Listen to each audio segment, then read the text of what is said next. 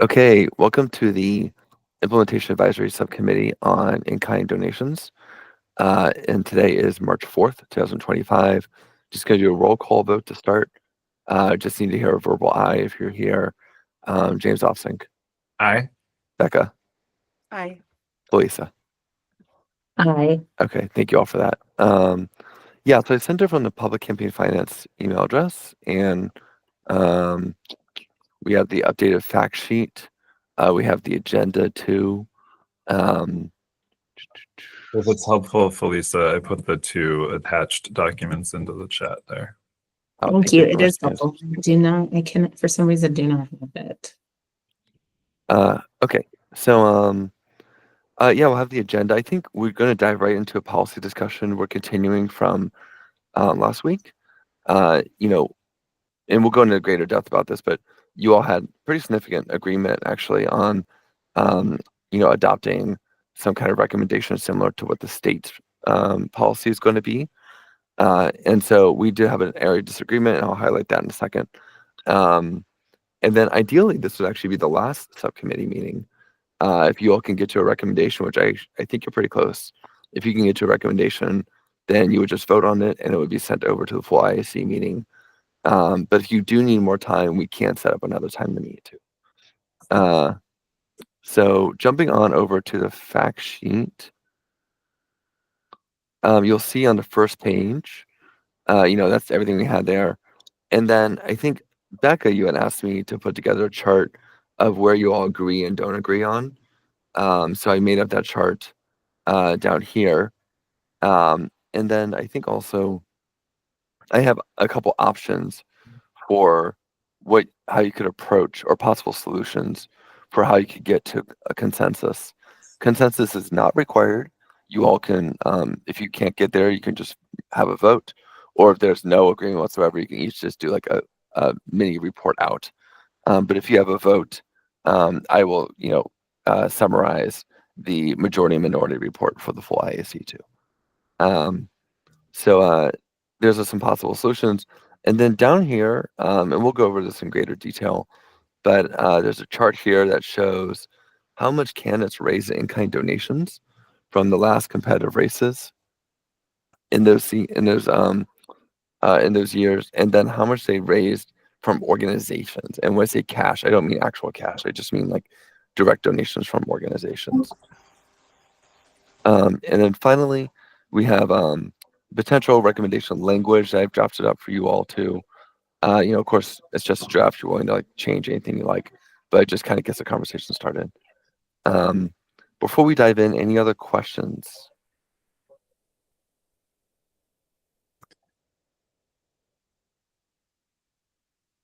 Okay. Well, is it best for me to summarize the areas of agreement, disagreement, or would you like to like run over the policy recommendations so far as as I understand it? Where would you all like to start? Thanks for writing this up. I think that it pretty accurately captures what we talked about last time. I do have some questions about the administrative bucket. Or I mean, I think in one place you said or you captured that the intent of the in-kind staff contributions are to organize people, to do kind of direct voter activities, which I think that captures what we talked about. But then the only kind of explicit exclusion, so there's a bunch of things that are provided as examples of that, but then the specific exclusions are, let me find it, pollsters, political consultants, or candidate campaign strategists. And I wondered also, like, I feel like, legal counsel should definitely be in that. And I'm interested in what Felice and Becca think about other administrative things that are not like direct voter contact, like IT or something. I don't know. I feel like I've been really transparent that I'm fine with the state definition, and the state definition it does exclude legal representation for complaints. So if you are for either your PAC setup or your complaint, is what the state definition does. So you can have unlimited in-kinds on those. I'm looking If you're asking about legal particularly, Yeah, and I'm then looking at your table, Daniel. Is it the table in terms of points of agreement and disagreement? Is this what we agreed to in terms of what we talked about? Because it doesn't include like exclusions doesn't include legal. But if Yeah, these are just the specific things that you named in the last okay, meeting too. There's a couple other things from the state law. Of course, we just talked about legal, and we can talk about that in more detail. Also highlighting that there's another part here that says the organization must be solely responsible for the pay, benefit, employment status, and other human resources of every staff person or member that's involved in this donation too. That's not something you all have talked about yet, but that is I wanted to bring in that state language too because we've been using that in these discussions. so I feel like the language that you have doesn't encompass the in-kinds in the state law. But maybe I'm just looking at this, so maybe I'm rereading it. I'm reading it wrong. What are the other items besides legal? So so the state law exempts childcare, translation services, childcare and elder care translation services are all exempted under the state in-kind law from an in-kind limit. Okay. I'm kind of doing this off the top of my head.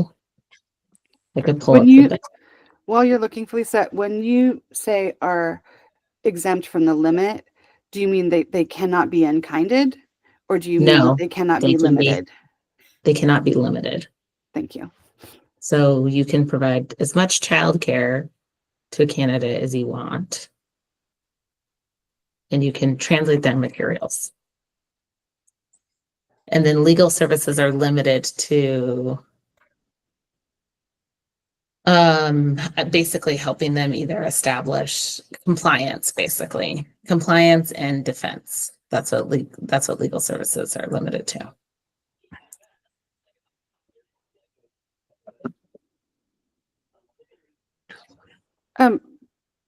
Daniel, you had mentioned, I generally agree with what you had said in terms of like the sole responsibility with one exception. And Felisa and James, if you were engaged in 4024, maybe you can answer this question. Does that, some of these organizations who would engage in kind are fiscally sponsored by another organization? I'm assuming that would fall under, like if a C4 that was fiscally sponsored by a foundation or somebody else, like even if the foundation's doing their payroll, they could. I don't understand how that fiscal sponsorship works, so I can't answer that question. Okay. I mean, it's essentially, they're just basically, if you're fiscally sponsored, they're basically responsible for your admin, right? Like they hold your money, they cut checks, but all program, all activity, the fiscal sponsor doesn't have anything to do with. My understanding of the way that works is that the organization is still, the employer, not the fiscal sponsor. So I think it should be fine. I don't know. I mean, in some cases, like people, like if your Oregon Futures Lab and Tides Advocacy is your sponsor, I think the paycheck comes from Tides Advocacy, right? Because they do HR and payroll. So, I mean, that would be my only flag, honestly, both for this and for any technical fixes to the state law, is making sure that fiscally sponsored organizations it's their staff qualify as, solely responsible or whatever the hell you just said, Daniel. Oh, okay. Like you're referencing like the last section of that I read. Okay. And I'm just capturing this in the fact sheet, so that's why you see me typing there. It depends on the employer of record, Becca. So I don't know how fiscal sponsorship works or who is the employer of record. Well, why don't we take these items one at a time too? So, and then we can circle back to the amount we disagree, because like I think the items you agree on are probably more numerous than the items you disagree on. And if there's agreement on these other items that we've just talked about too, then we can get through those and then talk about the item of disagreement. So, with childcare, let's start with there. If childcare was um, not able to be limited in in-kind donations, as in like organizations could give as much, as they wanted to or able to give, how do people feel about that? Should that be permitted? I'm fine with that. I don't know how often that happens functionally, but Yeah. I'm And also- I was sorry to interrupt. I also meant to include elder care in that too. mhm. Okay. So seems like we have points of agreement around I don't know if child. that's true. I think James is frozen.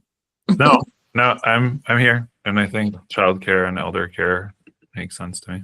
I mean, to not be or yeah. Thank you. Thanks for Sorry, you look frozen. Okay. And then and I don't want to misquote you here, Felicia, but I think we talked about like translation interpretation services as being unlimited. Is that correct? I think it is unlimited in 4024. I'm telling you it's in the state bill.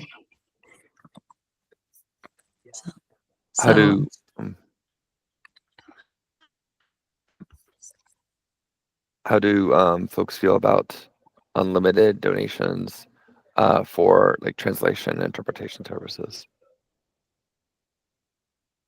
I'm fine with that. Same.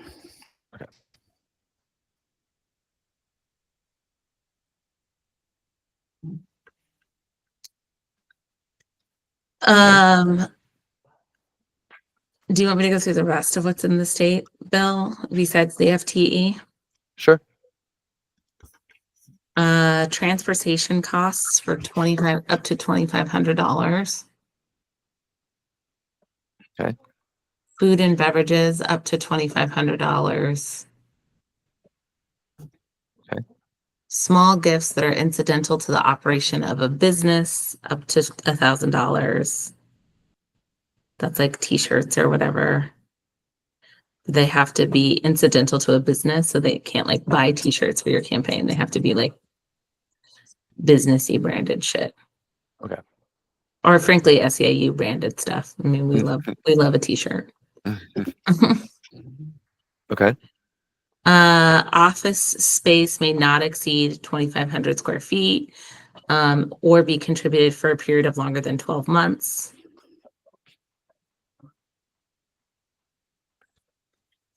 I actually think there's and then you already have the legal services. Thank you for reading that. I actually think that the Multnomah County Charter Amendment that is in effect right now has an explicit carve out for office space, internet services, and phones if they're donated. I don't think there's a limit in the charter itself. I think organizations donate as much as they want, outside the 603 contribution limit. Yeah, that's what's in 4024. Okay. Thank you. Lisa, I know there's a difference between the duration for state ledge candidates to the 12 months to statewide for 36. Are these things that you just said applicable to any candidate? Those are for the state ledge candidates. The statewide ones, the statewide one, the food for the statewide one is larger. The transportation cost is larger for a statewide candidate. The office space is actually the same across the board. One also thing I want to note is that in the state law, there's a difference in terms of like the office slot. So I think if I remember right, a candidate running for a house can accept up to like 1 FTE, Yes. 12 months equivalency, and then for governors, 3 FTE, I think, or statewide office. Yes. So another question for you all is, do you want that differential in there for like commission, sheriff, auditor, and then a larger number for chair, or do you want the same number for all races too? So that's a question for you all. That's interesting. Remind me, the city of Portland, their in-kind limit there's no difference between the mayor's race or one of the city council races. It's just $10,000 per candidate. Okay. That's correct. I mean, honestly, one of our values that I hear us repeating is clarity and consistency, and to have different rules for different races would be hard. So, I also think oftentimes two people work in an overlap in these things. I just don't think anybody ever gets to the FTE number in a ledge race or in a county commission race. But I also think the other thing is people overlap. Mm. So it helps prevent the splitting when you overlap. Sorry, help me understand that. So if I'm knocking on doors for Shannon Singleton and Jessica Vega Peterson is also running for county chair, I might be at the door carrying both pieces of lit, talking about both people. So normally in that case, you split the in kind, but if you're not gonna, then it's easier to just in kind, it's track and in kind the whole thing, as opposed to being like, we can only knock on doors for this person this day, this person this day. Yeah. Okay. When there's overlapping districts. That makes sense. So from Becca, I'm hearing that it's best just to have one consistent number for the FTE and not have a different number for the chair versus the other races. Is that right, Becca? yes. Okay. James, what are your thoughts on that? I mean, for me, it's about getting to kind of a reasonable number. I think in theory, I'm okay with the number matching between the geography-based districts and the county-wide chair. But yeah, I mean, the actual number that I'm okay with is going to be lower than 12 months. Okay. Felisa? I want to repeat what I've consistently said. The alignment with the state law is my preference. So Without exception. Without exception. Yeah. okay. So then in that case, you would want the chair to have a bigger. No, FTE. there's no split. No, there's no split. Local governments and the state law all line up with the state ledge. Oh, okay. I see what you mean by that. So only if you're running for statewide office do you get the additional stuff. Okay. Okay. All the rest of the local governments around the entire state, Washington County, Beaverton, everybody else gets this same in-kind limit. Okay. So like someone running for soil and water has the same limit as someone running for the Multnomah County chair. Yeah. Yeah. Right, which is true on limits, of course, but in this case, we're offering a bunch of public money to offset, some of that. Mm-hmm. Well, I mean, you just saying offering public money. I think the other question I have is the in-kind availability only available to folks who seek out and qualify for a public financing? And that's something that we would have to limit locally.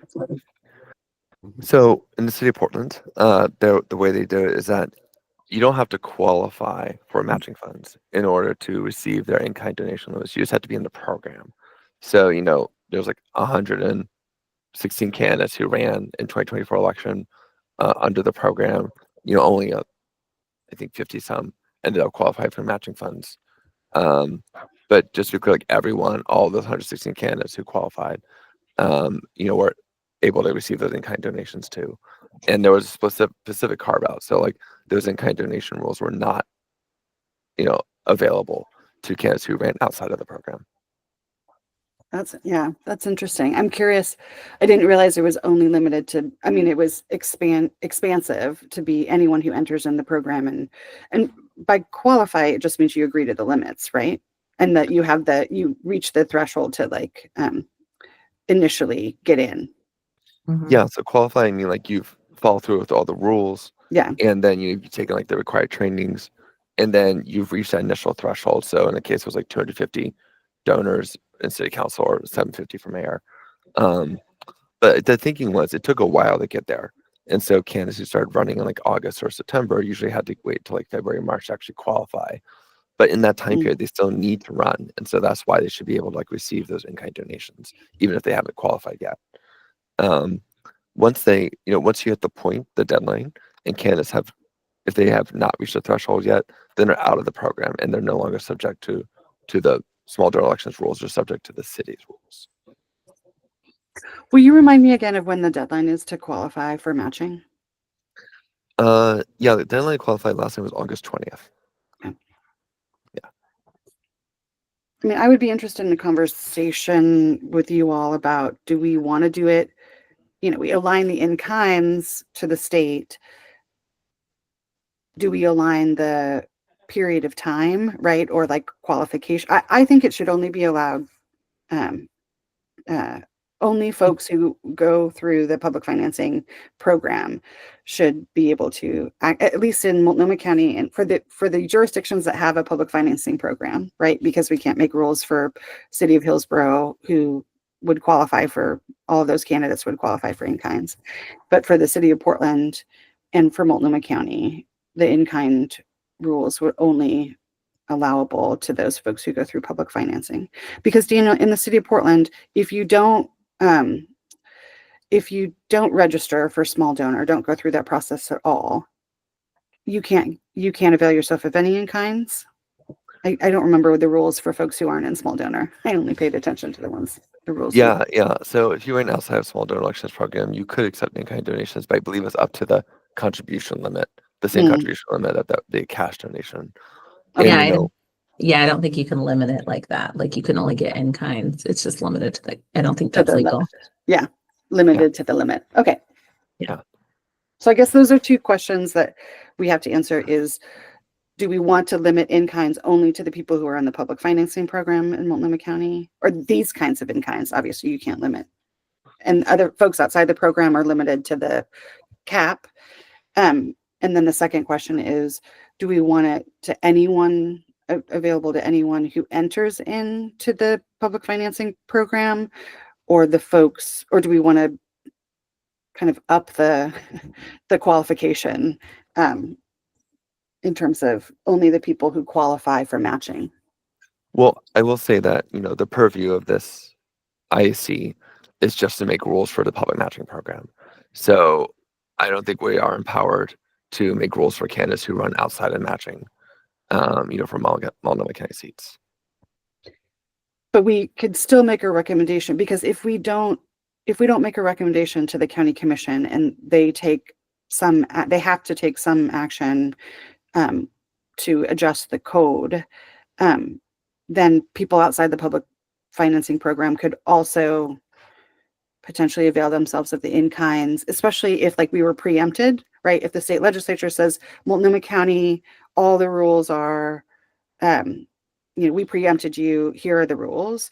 Anybody who was running in Multnomah County could qualify for in-kinds unless Multnomah County Commission took proactive action and changed the code to say, we're only allowing in-kinds to be available to folks who go through the public financing program. Yeah, I mean, you all can certainly make recommendations outside of, the program too. But I do think that the county is the Board of Commissioners is looking to you all for recommendations on the program particularly too. Daniel, could you double check my assumption with legal counsel that the county commission can, if the county is preempted by the state legislature and says we're sweeping all local stuff into 4024, does a local government, can they set boundaries around those if they have or would we need to get the legislature to say something if they wanted to preempt around jurisdictions with public financing programs? Well, I mean, 4024 already allows for local governments to enact stricter limits than the. Oh, so I guess it would be a stricter limit on the folks who weren't in the public. Okay, great. But I think your question is something that should be discussed, and that's particularly the one about should in-kind donations be allowed, these kind of in-kind donations be allowed for candidates who are running under the program but have not qualified yet for matching funds? Yeah, that was a good question, Becca, and I don't know that I have exactly a intuition about it. I could see it from both sides in that, there's going to be a significant amount of the kind of campaign that goes on in order to get 250 or whatever like our threshold is for donors. Like that's hard, and it will probably be harder for weird reasons at the county than it is at the city, just because it seems like people kind of care about these races less. So like it seems hard to say, oh, the candidate kind of has to do all of that on their own before they could get any kind of in-kind support. But it does also open up, then there will be kind of a lot more folks eligible for the in-kind support. I think candidates should get it regardless of whether they qualify, because I think some of the support helps, the in-kind support would help candidates qualify. So I think if you're throwing house parties, you're actually supposed to in-kind the food and drink that you provided at that house party to a candidate. That helps you get to 250 donors, right? So if you did 20 house parties, which is what I would recommend a candidate do in their race, at $100 each house party or whatever, like that. So that's a way that you meet 250 people, and those 250 people you have to have ways to proactively. I mean, I don't know very many people who have a list of 250 people right off the bat who live in Multnomah County who. I don't think I disagree with you, but I don't totally understand. I mean, maybe it doesn't matter. But I mean, I feel like with the house party thing, isn't it normally the person throwing the house party who's, some random neighbor who I'm actually not clear if they have to in-kind that, but even if they did, it's going to be within the $603 limit that they're allowed to, give anyway. So, I mean, I feel like depends on how you do it, but I feel like it depends on how you do it. Yeah. So Well, I think I hear you saying something different. I mean, there are really three categories of candidate who can access the in-kinds. One is someone who just files. So as soon as you file, you can qualify for in-kinds. I think that's what I hear you saying, Felisa, is that the in-kinds allow you to get to the 250 to qualify for small donor. Then it's like, no, only after you qualify for the small donor program can you access it, or only after you qualify. You're in the program only after you qualify for matching. I would. Am I? I don't think that Camp One can, at least what we've been talking about so far. Like Camp One, they're non-participating in the program, meaning, I mean, there's several aspects of participating, but like to me, the most important part is that they have signed something saying they're not going to accept contributions above X. Then once they've done that and they've gone through the training or whatever, now they're participating in the program, and those people are different than the people who actually qualify for matching funds, which they are participating and they've got 250. And I kind of think that Felisa and I are on the same page of like City of Portland, it's just the participating, and you don't need to get all the way to qualifying before For matching. That's the in-kinds. Because it does take candidates a I'm fine long with time. that. It does take candidates a long time to get there too. Like usually 6 to 8 months of campaigning to finally get to the threshold. And candidates do need support in that meantime too, especially you're talking about things like child care and elder care and translation services. Yeah, I'm fine with that. Of course, it's also extremely sensitive to what we set the limit at. Or sorry, not what we set the donor threshold at, which like you set that donor threshold low, then it's less of an issue. But yeah. Yeah, and that's on the agenda for this Friday. Okay, so I think I hear that there is agreement for allowing candidates to receive these in-kinds before qualifying. Let's talk about the other items. So we actually did talk about we started off by talking about legal services, especially around compliance and defense. And under the state rules, those are allowed, and there's no limit on them. How do people feel about that for this policy? So I think it's helpful. So my experience with the city of Portland, a huge issue when the public financing first came into being the city of Portland, is that the auditor's office did not want to answer questions about the program. And then nobody could get their questions. And they would tell them, go to a lawyer. Lawyers are at $600 a pop, between $350 and $600 a pop per hour. So even if you had a lawyer who would give you advice on like how to comply with the rules, then you would have been over your limit for like your in-kind. So, and then that didn't include the defense, the complaint defense. So it was just like a crazy hot mess around that. So I think legal fees when it comes to like compliance and complaints should be exempted from the in-kind, because I actually want people to actually talk to somebody who knows what they're doing to help them follow the law. I really want that person to be That is not me. But yes. Right. Felisa, I hear that, and just looking at the stuff, at least in this document, which I think, Daniel, is the stuff from HB 4024. So the legal services, the lawyer still has to be a regular employee of the entity giving the in-kinds. It's in a different section. So it's in a section. It's like a subsection. It's not part of the FTE. The way it's broken out in the bill, it's its own like line item. Is what I'm looking at in this in-kind document from 260.007. Daniel, is that not the as amended by 4024? Which item are you looking at? Well, like the bottom of the document and the in-kind donation fact sheet where you have like the 260.007 with the highlights. Is that right? Oh, you mean under ORS language, that link right under it? Yes. Okay. No, that is not the language in the bill.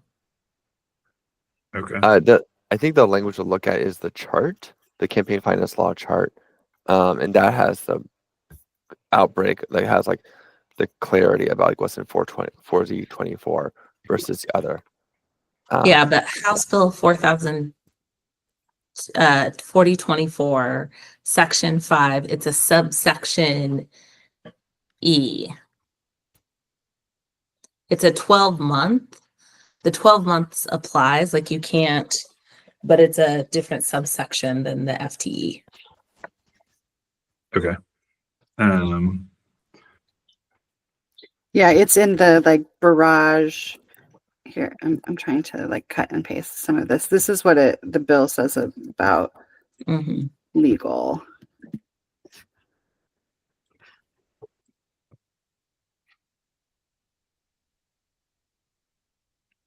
Okay.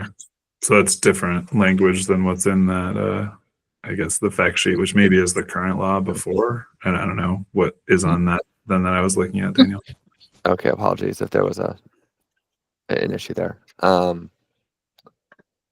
So I think, so just echoing what Felisa said, when people would call the auditor's office and try to get campaign finance advice, it was extremely challenging because they often wouldn't get guidance.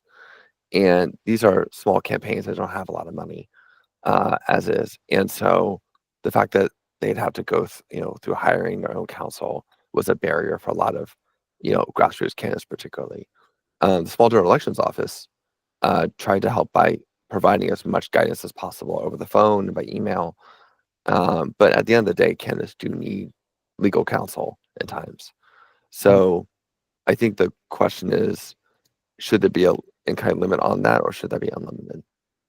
Well, I think that what's in 4024 is stronger than that, because at least the language here is basically saying that doesn't like count as a, well, it says it can be contributed without limitation. I guess actually that's different than what's in the other one, which defines it as not even a contribution or expenditure. Yeah, So you have to report it, but you can't, but it's unlimited. right. I guess I'm probably okay with that, although I think part of our recommendations should be that the program be staffed and instructed to respond to candidates' questions, obviously. Like the people who are enforcing the rules are a much better people to answer your questions than paying an external attorney about what they think that the people enforcing the rules are going to do. Yeah, great point. Great point. I also think, I mean, I agree with you that they should have answered people's questions. It was one of my biggest frustrations. But I also think the other thing is like if you're running a campaign and you're trying to like run disclosures by the auditor's office or the public, like literally you, even if you called the voter owned elections, if you'd be like, I have this question for you, they'd be like, well, what candidate are you talking about? And it's like, well, I don't want to tell you that, or I don't want to email you that because then that becomes part of the public record. I need you to actually just answer the question in theory, and neither one of those offices would do that. Okay. So Well, it just puts people in a pickle. Yeah. And part of the response from the auditor's office was, we are not your legal counsel and we cannot be liable for, like, we could give you, if we give you legal advice and you do what we tell you to do and you're sued anyway, you know, so it, to Felisa's point about a pickle. Yeah. My experience with the small I mean, I completely agree about the auditor's office, and I disagree with their interpretation. Like, I think that they're allowed to tell you how they enforce the law or not. And I think that they're allowed to answer your hypotheticals. And the fact that they didn't want to, like, you know, I don't know what to say about that. But as far as the City of Portland small donor election program, I know that I had a lot of success basically calling, and people were like pretty willing to like answer questions about their piece of the enforcement. Now, of course, they had kind of less, that was just about compliance with the small donor program. But yeah, I totally agree. And I think we should have staff who are knowledgeable about their own rules and willing to tell people what the rules are. I will say, I had a good experience in general. And back to the fiscally sponsored thing, I had some detailed questions around disclosure about an organization that has a fiscal sponsor. But if your staff doesn't know anything about nonprofit organizations, right? Like, anyway, this is another reason why I think legal services should be allowable. I'm hearing general agreement on legal services being unlimited. Is that right? In terms of like when it comes to defense and compliance. Right. Yeah. Yes. Mm-hmm. Okay.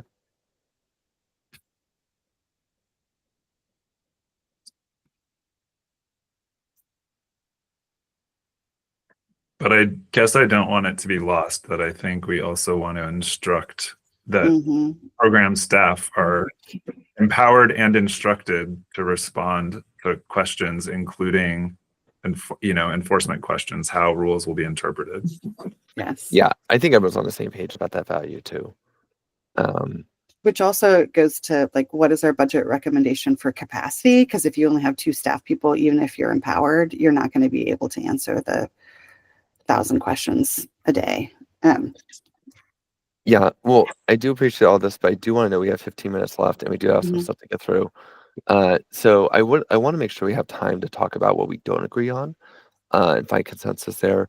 So for the sake of time, I'm going to ask you, the only things left are transportation costs for up to $2,500, food and beverages up to $2,500, small gifts incidental to the operation of the business, and an office space not exceeding 2,500 square feet and not being more than 12 months. For those 4, are there places that people disagree on, or like, do people feel comfortable including that as well? I'm fine with the transportation and the food and beverages. I don't really understand what the small gifts incidental to operation of the business up to $1,000 is. Felisa talked about T-shirts, but I wasn't really branded materials, but like not candidate branded. So if not you're candidate branded, like literally. So if you come, so I'll give you an example. These are the examples that that are used. It is sort of a. So like if you come to an SAU event and we give you a T-shirt, then I mean for us that's way less than $1,000. But like,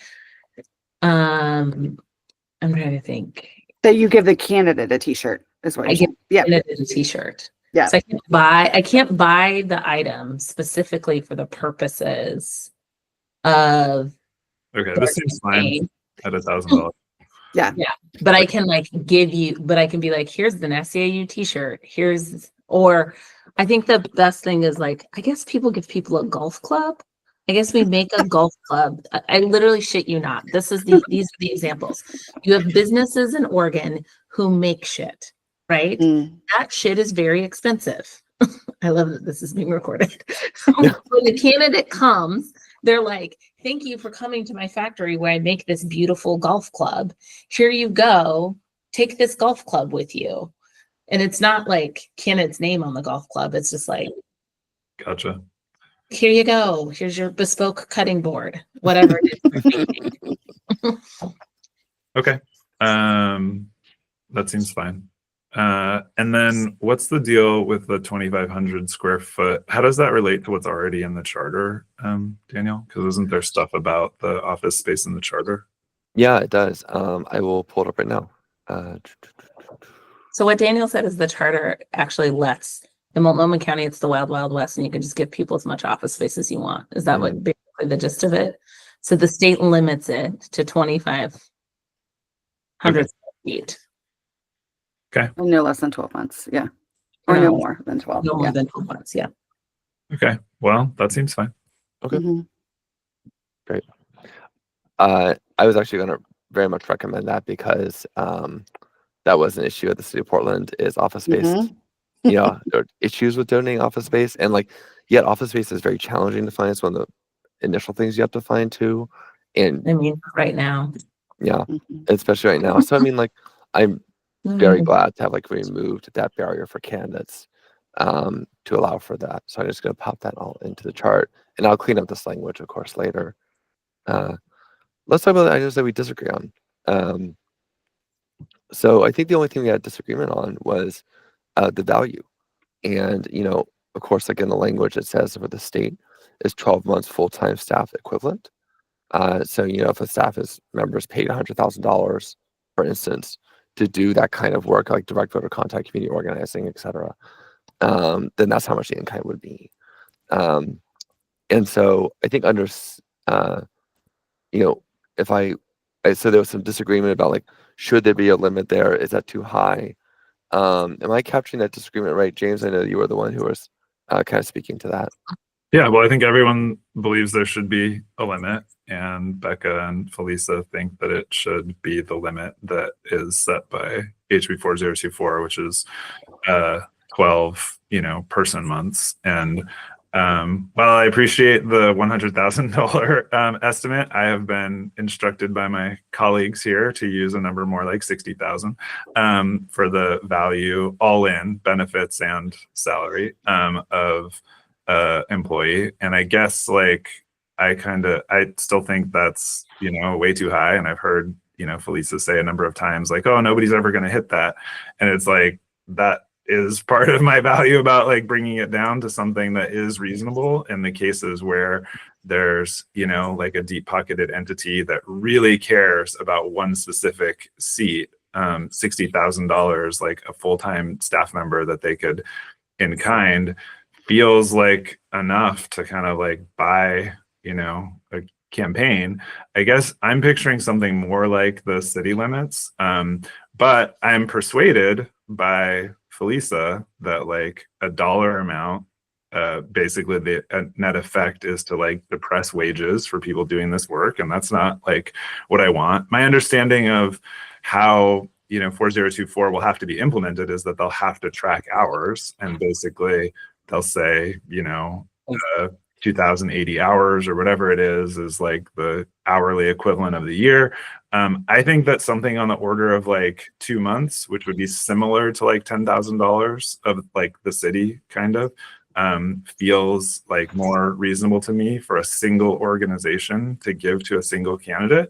And if there are, multiple organizations that all care about, that candidate, they could potentially, in kind multiple times. But that feels much more right sized to me than like everyone is limited to $600, or I hope that it's less for participating candidates, but and then so it's like you're getting $200 or whatever it is from community members, you're getting some public matching, and I'm just nervous that a $60,000 donation swamps the importance of any of the other contributions. So that's my piece. Daniel, I'm just reflecting on what you're saying, James, about better aligning it with the city. My understanding that there's a lot of conversation on the commission about raising that $10,000 limit, that, folks were saying 25 or 50 because of the inadequate funding of small donor. Daniel, do you remember folks didn't end up doing that for all kinds of consistency reasons, but do you remember the conversation of the Elections Commission on an increase in the amount? Yeah, they did talk about an increase last year because of underfunding. They actually put out a survey to many of the candidates running for office, and most of the candidates asked that we not change the rules midway through the cycle. So Yeah. it was considered, but ultimately not acted on. But there was no conversation within the Election Commission themselves about if it made sense and people agreed to changing it, this is the new increased limit we would look at. Oh, yeah, I don't remember the exact number. I don't remember the number about that. I think the order of operation was first, like, should we be able to change it? And then we wanted community input on that first.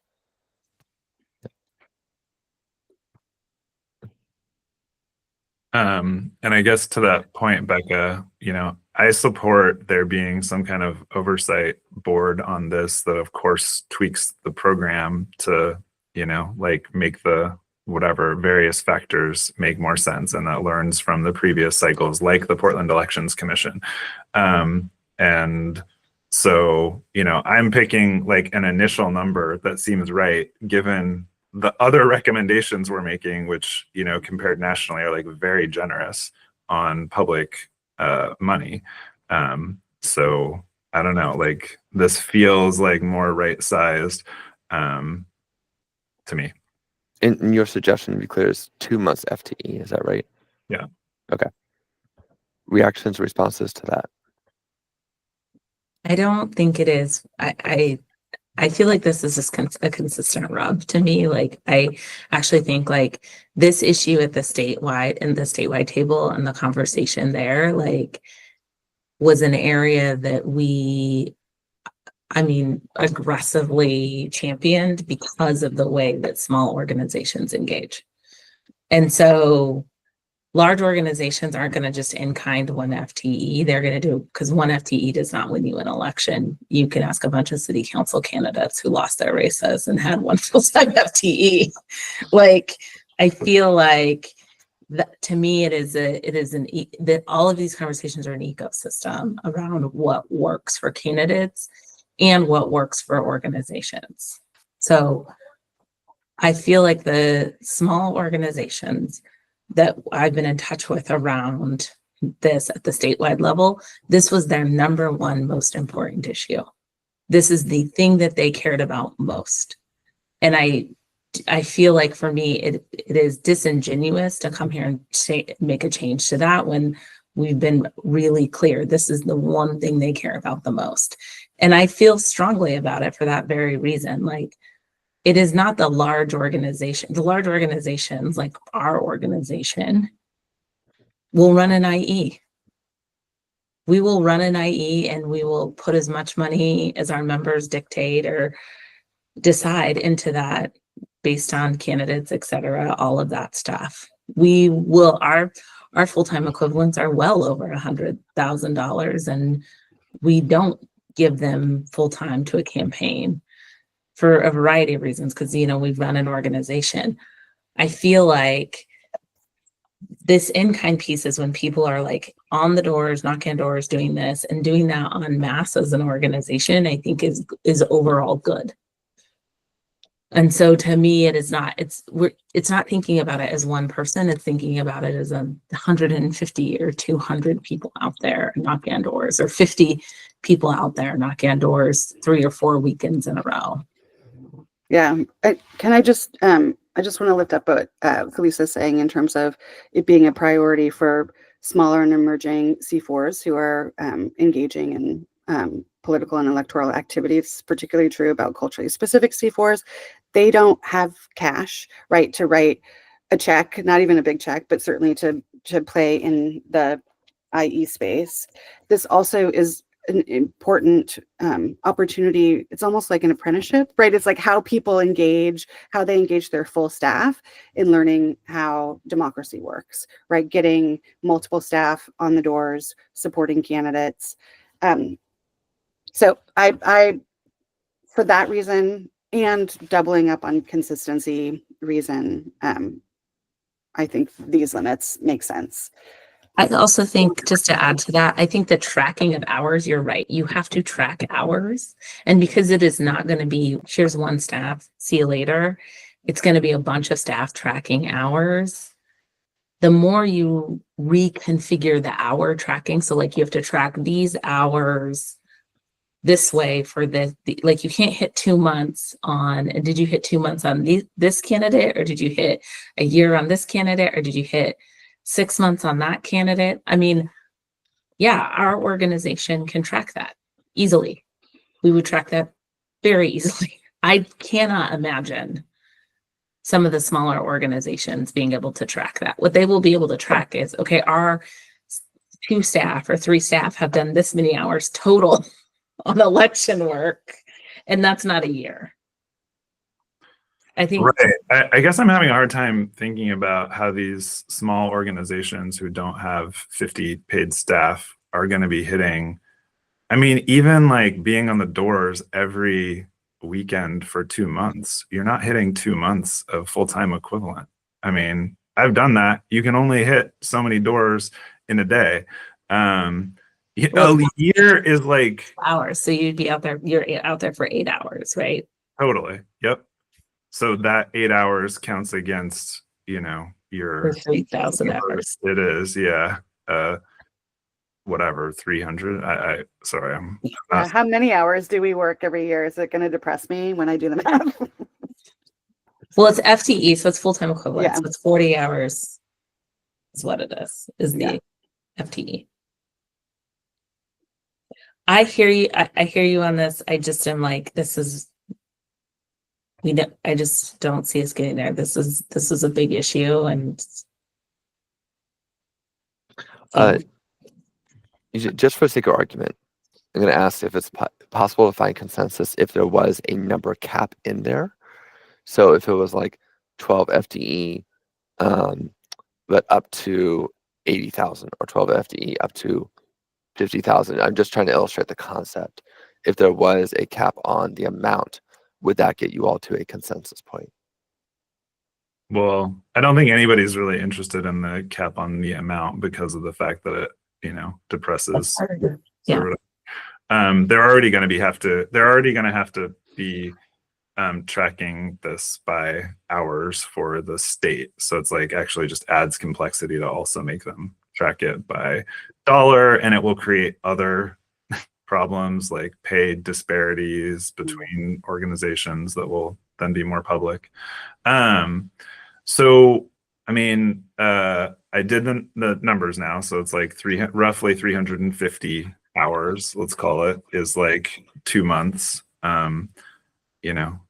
It's hard to picture. I mean, just for like knocking on doors and the stuff that like gets to knocking on doors, like it's hard for me to see at least the small organizations. I'm sorry.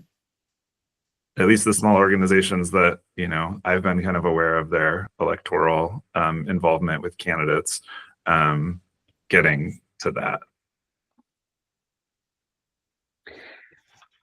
A couple of things. One is these are going to be the rules for state ledge candidates, and it doesn't make sense that we would go below for county commission, right? State ledge area, just geography is smaller than the entire Multnomah County.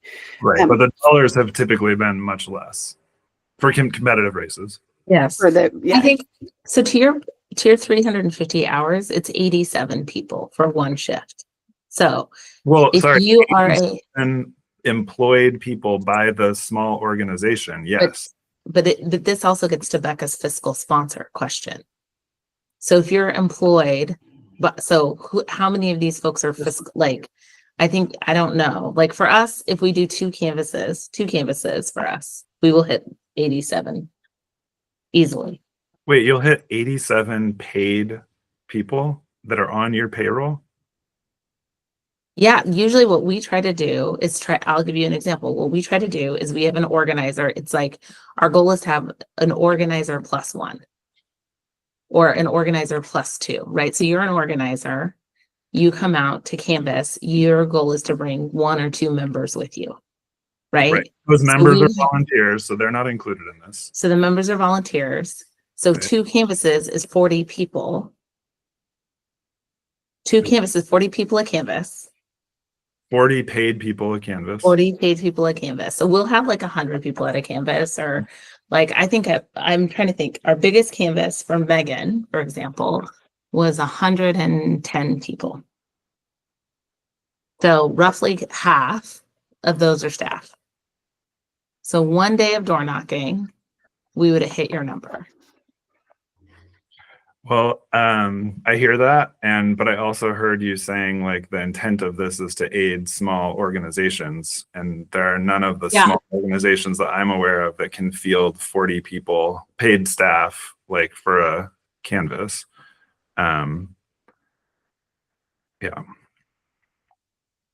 Yeah, so we would just do it on the IE. I'm with you on this. That's what we did do. But I feel like, but I'm not moving off this. I literally don't. I literally am like so committed to this because I was very committed to this at the statewide level. I do not see a change at the local level. The geography is significantly larger. It was the big issue for small staff. I'm just giving you the numbers of like our campuses. I don't think you're moving either. So we can spend a bunch of time sort of going through this, continuing to do this, and I don't think we're going to get to an outcome, a consensus. Yeah, actually, so I appreciate you bringing that up. Let me ask you a process question, because it doesn't look like we're going to get to consensus in this meeting, and that's okay. This is just a recommendation you're bringing to the full committee. The full committee will also be discussing this. So my question is, I think if we have a vote on this topic, and then I think we have agreement on everything else, we can iron out the language in only a couple minutes, and then you all don't have to meet next week because you'll have the recommendation done. So are people able to like spend 15 more minutes on this call or 10 more minutes and then get through everything? Or if not, do we want to have time next week to just like finish this final piece of it? What would you all rather do? I literally have 10 minutes and then I have to like shut my computer and leave. I'm fine either way. So if people want to do it for 10 minutes, yeah. Okay. Well, let's so in that case, let's look at the language we have. If you scroll down below the chart, there's potential recommendation language. What you can do here is, okay, so I think we can add in, what I'm going to do is, just for the sake of time, because we want to keep this quick. Oh my God, my computer keeps screwing up.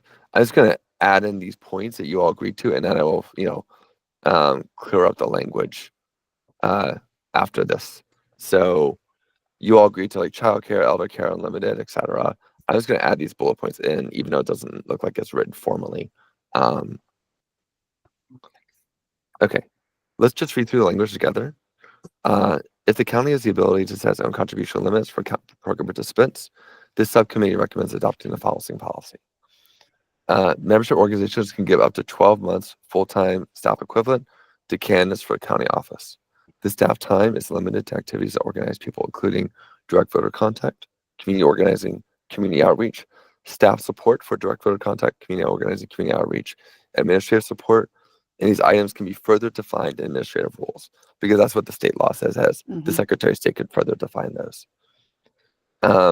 Membership organizations cannot adopt, membership organizations cannot donate staff time if the staff or members of the organization are employed as pollsters, campaign consultants, or campaign strategists, or have been employed as such within the last 18 minutes prior to, or 18 months prior to the donation being made. The organization must be solely responsible for the pay, benefits, employment status, and other human resources of every staff person or member of the organization facilitating contributions under the subsection. I just took that directly from the state. Items exempt from the in-kind contribution limits include rooms, phones, internet access for use for the candidate committee at a free reduced charge. I actually took that from the charter language. I actually think we should take that conflicts with the office space. Oh, the 2,500 square feet. So you'd rather do that? Okay. Yeah, because the 2,500 square feet at the office space includes like shared spaces, shared stuff. Okay, Becca, James, do you want me to keep that in? Do you also want me to take that out? I think that's fine to take out. Yeah. Childcare and elder care will be unlimited.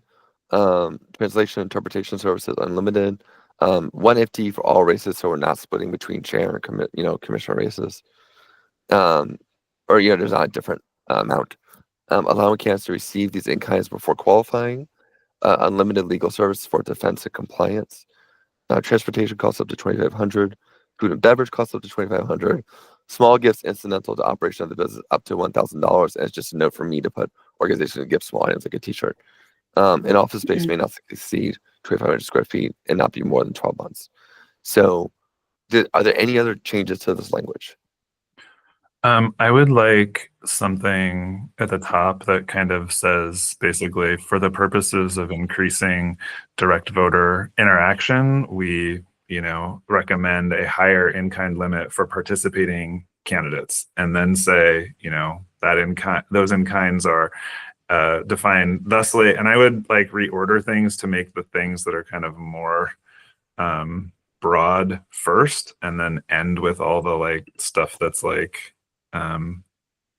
food and beverage limited to 2,500. I also think I really don't want the first bullet point there. Obviously, I think that we should have like a section of like consensus recommendations, and then below that, non-consensus recommendations. I agree. First bullet point gets pulled down below. And then the only other thing, the last sub bullet where it says these items shall be defined further in administrative rules, I want to add some clarity,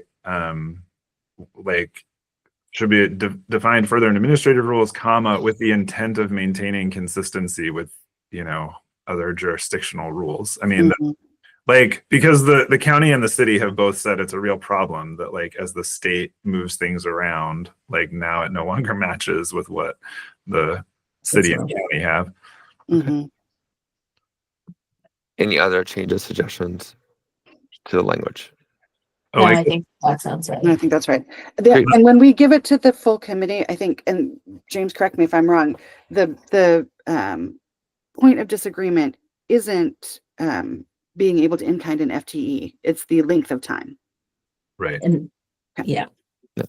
Okay, well, let's have a quick vote on the consensus items, and then we'll do another vote on the non-consensus items, and then we can let you all go. Well, I don't know what we're voting on the non-consensus items, but can I add one more thing, which you can work the wording of later, but like basically like these limits will be, revised as needed by the oversight board, right? Oh, I feel like, I think that this is a challenge. Like the other thing is the state indexes these to COLA. Okay, then I withdraw my amendment. We just don't. Yeah. Okay. Also, we have another subcommittee working on administrative powers too, so I want to be careful, like to not overstep on them. And I agree with James about like let's vote on do we have consensus on the consensus items and then not take action on the last one, because and we'll just orally deliver that this is a place where we can reach consensus and talk it through on the committee. Okay, you don't want like a majority minority vote on the non-consensus. I don't know. It's not a value add to the conversation around the committee. All right. Well then, voting on the consensus items, I will ask you all for a full vote too. Do we hear a motion, and then do we have an initial motion and then a second? I'm voting on the consensus items. I move that we recommend the consensus items roughly as written, with Daniel cleaning up the language some, but not changing the intent. I'll second. Okay. Having the vote, James, Aye. Lisa, Yes. Becca. Aye. Okay. Well, thank you all so much. I'm so glad you all got there. I know it's a lot of work, a lot of conversation, but like this was a big item to work through. So much appreciated for your time and dedication. And I will be reporting this out to the full ISC meeting, ideally on Friday, but if not, we'll come up with another method of getting to them efficiently. So thank you all so much. Thanks. Bye. So much. All Bye right, bye. thanks. Take care.